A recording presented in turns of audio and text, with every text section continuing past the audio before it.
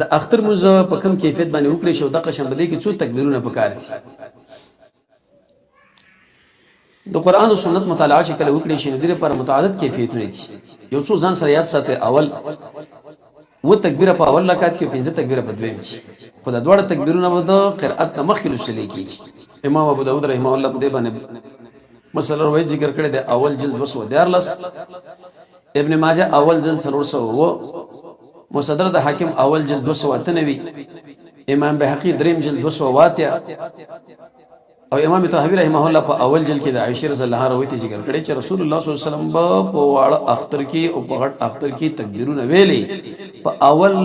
رکعت کې و تکبیره او په دویم کې 15 د امام بخاری امام ابو داود رحمه الله پر روایت کې دي چې راغلي شو تکبیرته رکوعی مخکې دا غیر د اغدو تکبیرونه د رکوعونه ابن ماجه ابو داود کې دا روایت د اول جلد 214 ابن ابي شيبه روایت ذکر کړی دی په دویم جلد 215 امام بهقي په دریم جلد 288 باندې او امام محمد رحمه الله په موطا اول جلد یوصل وڅلوي کې امام طحاوی په دویم جلد 399 کې ابن ابي شيبه په دویم جلد یوصل 3 امام بهقي په دریم جلد 209 د ابن عباس رحمه الله هم سره ذکر کړی روایت دویم کیفیت امام طحاوی ذکر کړی دی په څلورم جلد 215 سلوي کې او الباني رحمه الله په صحیح شپږم جلد د حدیث نمبر د 1259 د حدیث رقم دی 2999 هغه کیفیت په پاجي مقام کې ذکر کړی دی چې نبی کریم علیه الصلاه والسلام څلور تکبیره کړی دي په جنازه کې نو دغه شان څلور تکبیره وکړي په اختر کې څه معنا وي صلی الله بنا النبي نبی کریم صلی الله علیه وسلم په مونږ باندې منځو کې د اختر فکبر اربعا اکبر اربعا څلور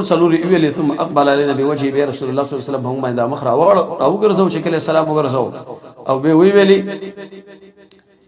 معنا دا چې لکه څنګه چې د جنازې تکبیرونه کیږي په ما کیفیت باندې دامو کوي او هغه خپل ګوته مبارکه راجمع کړه بازي د باندې سره معنا دا چې د جنازې او د اختر کم کیفیت دي کم تکبیرونه دي ا تکبیرونه ذکر کړل چې بری ترتیب یې دا وشي اې دې لپاره ډېر مستدلات دي لکه مخکې موږ د الباني رحمه الله صحیح ذکر کړه مسند عبدالرزاق شپږ زره 15 شپږ ته کې د سفیان ثوری او غدا ابو اسحاق نقل کې غدا علقمه وګدا خبره ذکر کړه د عبد الله بن مسعود نه و اغا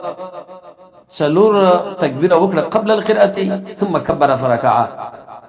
به تکبیر وکړو رکوع وکړه او په دویم کې يقرأ فاذا فرغ چې کومه خو فارغ شنو كبر اربعا به تکبیر سلور وکړه او ثم ركع به رکوع وکړه در صحابه عمل ظاهر دا باندې چې بده کې توقیف دي ابن ابي شيبه په دویم جلد یوسل درې امام طحاوی په سلورم جلد 348 کې الباني رحمه الله په صحیح شپږم جلد 201 کې سلسله شپږم جلد او دغه شان ابن ابي شيبه په دویم جلد یوصل 2 کې امام بهقي په دریم جلد 209 کې دریم کیفیت امام طحاوی رحمه الله ذکر کړی دی په دویم جلد 301 کې د اکرمنا قال ابن عباس عبد الله ابن عباس فرمایي من شاء د چا شخو کوي تکبیر دی وکي و من شاء د چا شخو کوي تکبیر دی وکي نه خو بنا بر هر تکبیر د رسول الله صلی الله علیه وسلم د حدیث پر مبارک متعدد کیفیتونه په ذکر راغلي کوم انسانان چې هغه تکبیر د رکوع الله اکبر په کې ور داخل کړي دي نو اربعه څلور ویل دي او کوم انسانان چې هغه دته استری دي هغه درې ویل دي نو چا په کې داخل کړي چاته استلې دي استلو مسله کې یو صورت حل راځي او داخله د صورت کې به بل صورت مسله راشي بل مسله چې آیا په دې تکبیرونو کې به انسان د لاسونو پورته کوي کمنه د محمد رسول الله صلی الله علیه وسلم په دې کې حدیث نقل نه دي نو علماء د باره کې مستقل کتابونه لیکلي دي چې دا خبره کړې ده چې په دې کې به د لاسونو پورته کوي هغه استدلالات کړي د عموم د احادیث د رسول الله صلی الله علیه وسلم لیکن صحیح خبردار چې په دې عمومات باندې استدلال نشي کېدلی دی خاص عمل د پاره وجه دار چې په دې کې به خبر په بل طرف باندې ورشي په بدعت باندې قول راځي په دې کې دا چې انسان کله تکبیر کوي لاس پورته کوي نه کوي رسول الله صلی الله علیه وسلم د ظاهر احادیث سره موږ تاسو وقوف ودرېګو مبارک پوری شه په مرعات کې دا خبره ذکر کړې ده پنځم جلد 55 نمبر صفحه والحق انه ليس في رفع اليدين مع التكبيرات العيدين حديث صريح مرفوع وی حق خبره دادا چې په باب د رفع اليدين کې د اختر تکبیرونو کې د رسول الله صلی الله علیه وسلم احادیث چرته موجود نه لري نه مرفوع نه قوي او نه ضعیف او کوم خلکو چې استدلال کړي دی هغه د عموم د احادیث استدلال کړي دي او د مطلق احادیث استدلال کړي دي. قول راځي په کې اول شو. بل مسله دا چې دا تکبیر د سړي نه په ساون پاتې شي اې دې لپاره سجده کوي که نه کوي. قول راځي دا چې او سجده وکړي. رسول الله صلی الله علیه وسلم فرمایي فمن زاد چا چې منځ کې زیاتواله وکي او نقص یا نقصان وکي دو سجدي دي وکي. په دې حال چې د انس امام مسلم دروي ذکر کړی دی په اول جلد 219 کې دلته دې سړي په دې منځ کې کمبود کړي. لیکن علماء دا خبر ذکر کړی دا چې سړی قصدن بالفرض او تقدیر دا تکبیر نه پری دي نو بیا په دې وخت کې سوزه ور باندې نشته خو لیکن دا سړی ګناګار دی ځکه محمد رسول الله صلی الله علیه وسلم د احادیث مخالفت وکړي. صاحب د مرعات پنځم جلد 53 کې ویلي دي چې یسجد للسهو دا سړی به سجده کوي د سهو د پاره به تر کې حساون چې کله د سهون دا پرې خو ده. احکام العیدین امام فارابی 206 کې ما غدا خبره ذکر کړې ده. مدونه په اول جلد 1 اوې کې دا خبره ذکر کړې ده. اوسط ولم دا مسله ذکر کړې ده. بل مسله دا ده چې یو سړی به تور مثال اغا د اختر پر مانځ کې ودرېږي نو یې مخکې د دعا د استفتاح بوي کنه دویم دا تکبیرونه چې کې دې پر مابین کې بچي ویل شي کې ویل شي. اهل علم فرمایي اوراد او اذکار د تکبیرونو په مابین کې د محمد رسول الله صلی الله علیه وسلم په حدیث کې چرته شی به ذکر شوی دی. اې دی وجنه فتاوی اللجنه اتنجل درس او شپارس کې دا خبره ذکر کړې ده. و اما الاذکار بین التکبیرات ارچ اذکار د مابین التکبیرات کې فلا نعلم فيها سنه ثابته. موږ بده کې د محمد رسول الله صلی الله علیه وسلم چرته صحیح سنت ثابت مونږ کړي نه دي. ابن قیم رحمه الله مجل الافخان کې خبره ذکر کړې ده په دین د 215 نمبر صفحه باندې تقریبا یو څلوي مقامات ذکر کړي چې په پیغمبر علیه الصلاه والسلام باندې درود ویل کیږي او نه حضرت چې په دې ذکر کړي د نبی ویل څلوي ختم ځای چې بده کې چې سړی پر رسول الله صلی الله علیه وسلم باندې درود وایي اغا صلاه العید د اختر منځ به وګدا خبره ذکر کړي د محدثین به الترا خبره ذکر کوي و دا موقوف حدیث دی او حکم د مرفوع کی. او ابن قیم سے فرمایي چې دا مسلک امام احمد صاحب هم دی امام شافعی صاحب هم دی چې تکبیرونه په مابین کې کچا ذکر وکړي دا مستحب ده. او امام ابو حنیفه رحمۃ اللہ امام مالک رحمۃ اللہ علیہ فرمایي هغه چې نه مسلسل به تکبیرونه توي بغیر د ذکر کول نه. ابن قدامه په مغنی کې دا خبر ذکر کړی دویم جلد 238 نمبر صفحه باندې. نو که خبره ده کچیرته بالفرض او تقدیر یو سړي بده کې ذکر وکي سو منعات پکې نشه ځکه دې پروګرام په شان د هغه تکبیرونه دي کوم چې جنازې لري کې خلق اسکار کې بده کې دي. ابن قیم رحمه الله زاد المعاد په اول جلد 320 کې دا خبر ذکر کړی ده. لیکن قول راجع علماء دا خبر ذکر کړی ده چې رسول الله صلی الله علیه وسلم د احادیث نه بده کې اشاره غلې نه بس مسلسل د تکبیرات تویا او بس باندې باندې اکتفا وکړه. شری به کې به مونږ ویل شي الله اکبر الله اکبر الله اکبر. ارشد دعاء استفتاح ده د محمد رسول الله صلی الله علیه وسلم د احادیث نه بده کې شی موجود نه. لیکن بعض علماء دا خبر ذکر کړي لکه صاحب د مغنی دویم جلد 210 او امام نووي رحمه الله.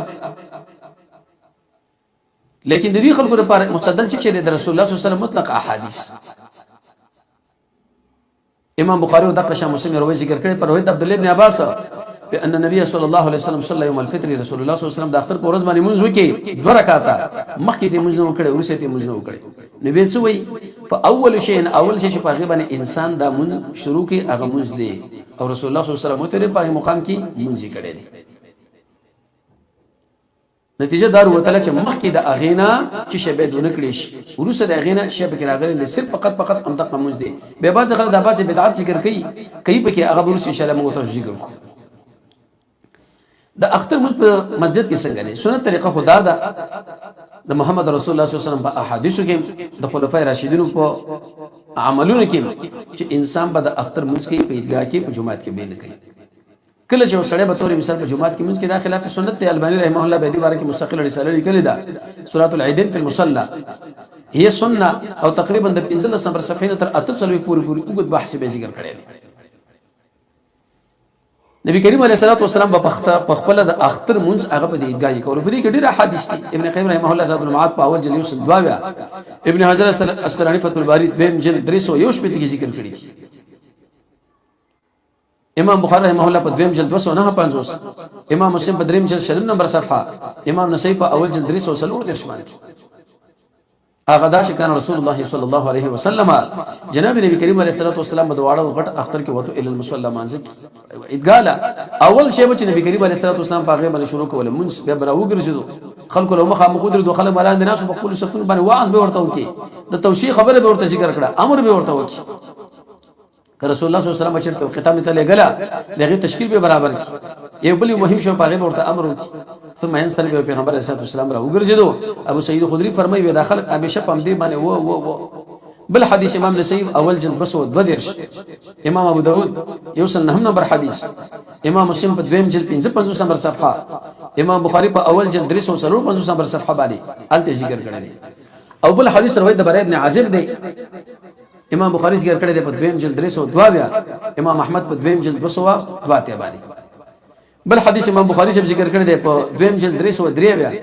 امام مسلم په دویم جلد 13 نمبر صفحه ابن ابي شيبه په دویم جلد او دقشن ابن قیم رحمه الله دی وغیرہ ټول دلیل له دې خبره باندې چې مونږ یو سړی د اختر کې کاغه وړو کې اخترې کې غټ اخترې اگر په مصلی باندې عیدګاه کې وکړي شي ارچی کوم روایت راغلي د په جمعات کې نو یا خدا خبره ذکر کړی دا چې په دې وخت کې یا ضرورت خو سندن اغروت کمزور دي چا چې دا خبره ذکر کړی دا چې نه د مکی ولادت په مسجد کې مونږ کې ذکر مسجد پراخه د رسول الله صلی الله علیه وسلم عیدګاه وته په هغه وخت کې د جمعات تنګو یا بلو نو علماء دا خبره ذکر کړی دا چې د رسول الله صلی الله علیه وسلم د عذر مسله کې ویل شي بغیر د عذر نه عیدګاه به سړی لاړ شي التری منځو کې کغټ اختری او کوړ کې اختری بنا بر هر تقدیر جمعه کې به ځان وساتل شي الا من عذر هغه مسله بکراله